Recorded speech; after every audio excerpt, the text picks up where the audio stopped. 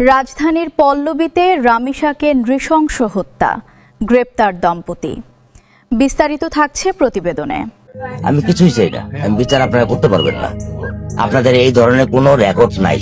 রাজধানীর পল্লবীতে 7 বছর বয়সী শিশু রামিসা আক্তারকে নির্মমভাবে হত্যার পর লাশ খণ্ডিবিখণ্ড করে গুম করার চেষ্টার অভিযোগ উঠেছে পাশের ফ্ল্যাটে থাকা এক দম্পতির বিরুদ্ধে। এ ঘটনায় প্রধান সন্দেহভাজন সোহেল রানা ও তার স্ত্রী স্বপ্না আক্তারকে গ্রেপ্তার করেছে পুলিশ। মঙ্গলবার বেলা 11:30টার দিকে মিরপুর 11 নম্বর সেকশনের বি ব্লকের 7 নম্বর সড়কের 39 নম্বর বাড়ির 3 তলার একটি ফ্ল্যাট থেকে রামিসার খণ্ডিত মরদেহ উদ্ধার করা হয়। পুলিশ জানায়, শিশুটিকে হত্যার পর তার মাথা বিচ্ছিন্ন করা হয়। বিচ্ছিন্ন মাথা উদ্ধার করা হয় শৌচাগার থেকে এবং শরীরের মূল অংশ পাওয়া যায় খাটের নিচে। রাত 10:15টার দিকে পল্লবী থানায় আয়োজিত প্রেস ব্রিফিংয়ে ঢাকা মহানগর পুলিশের অতিরিক্ত কমিশনার এসএন মোহাম্মদ নজরুল ইসলাম বলেন, সকালে স্কুলে যাওয়ার সময় রামিসাকে খুঁজে না পেয়ে তার মা পাশের ফ্ল্যাটের সামনে শিশুটির পায়ের একটি জুতো দেখতে পান। সন্দেহ হলে তিনি দরজায় ধাক্কাধাক্কি শুরু করেন। দীর্ঘ সময় দরজা না খোলার পর এক পর্যায়ে দরজা খুলে স্বপ্না আক্তারকে পাওয়া যায়। তবে মূল আসামি সোহেল রানা জানালার গ্রিল কেটে পালিয়ে যায়। পুলিশ ঘটনাস্থল থেকে মরদেহ উদ্ধার করে বিভিন্ন গুরুত্বপূর্ণ আলামত সংগ্রহ করেছে।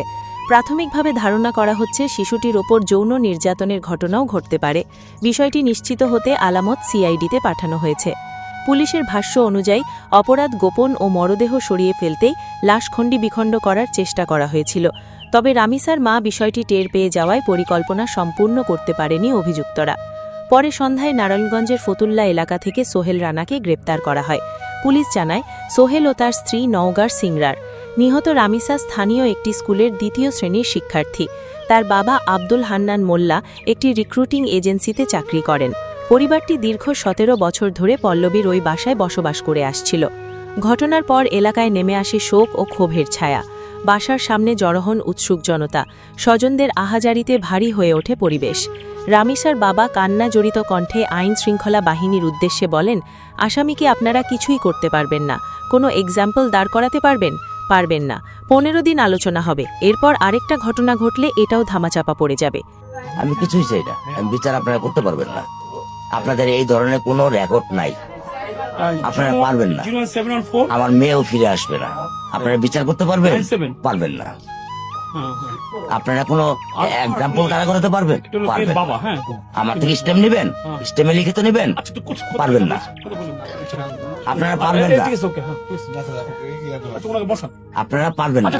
এটা বড় যুব 15 দিন, এরপর আরেকটা বড় কোনো ঘটনা পড়বে, এটা চলে শেষ। এটা আমি দেখতেছি, আমার বয়স 55। ডিএমপির অতিরিক্ত কমিশনার নজরুল ইসলাম আরও জানান, সোহেল রানার বিরুদ্ধে নাটোর জেলায় সন্ত্রাস বিরোধী আইনে আগের একটি মামলার তথ্য পাওয়া গেছে। তার আচরণ ও স্ত্রীর প্রাথমিক বক্তব্য বিশ্লেষণ করে পুলিশ ধারণা করছে সে বিকৃত মানসিকতা ও বিকৃত যৌনরুচির অধিকারী হতে পারে। তবে তদন্ত ও ফরেনসিক রিপোর্টের পর বিষয়টি নিশ্চিত হওয়া যাবে। এদিকে গ্রেপ্তার স্বপ্না আক্তার দাবি করেছেন, তিনি ঘুমের ওষুধ খেয়ে ঘুমিয়েছিলেন এবং ঘটনা সম্পর্কে কিছু জানেন না। তবে পুলিশ বলছে, দরজা খুলতে বিলম্ব করা এবং সোহেল রানাকে পালানোর সুযোগ করে দেওয়ার মাধ্যমে তিনি ঘটনাটিতে সহযোগিতা করেছেন। পরে রামিসার মরদেহ ময়না তদন্তের জন্য ঢাকা শহীদ সোহরাওয়ার্দী মেডিকেল কলেজ হাসপাতালের মর্গে পাঠানো হয়।